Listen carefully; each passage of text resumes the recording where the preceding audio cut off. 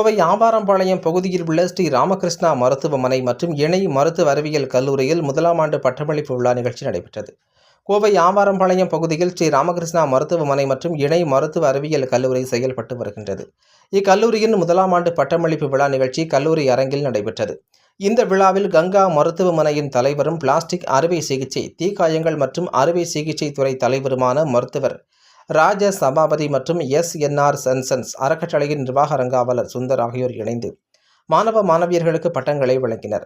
சுமார் 200க்கும் மேற்பட்ட மாணவ மாணவியர்கள் இளங்கலை, இணை மருத்துவர், அறிவியல் துறைகளில் பட்டம் பெற்றனர்.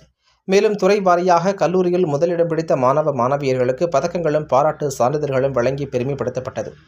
இந்த நிகழ்ச்சியில் ஸ்ரீ ராமகிருஷ்ணா மருத்துவமனையின் தலைமை நிர்வாக அதிகாரி மகேஷ்குமார், மருத்துவ இயக்குனர் டாக்டர் ராஜகோபால், மருத்துவ கண்காணிப்பாளர் டாக்டர் அழகப்பன், கல்லூரியின் முதல்வர் டாக்டர் சத்யா மற்றும்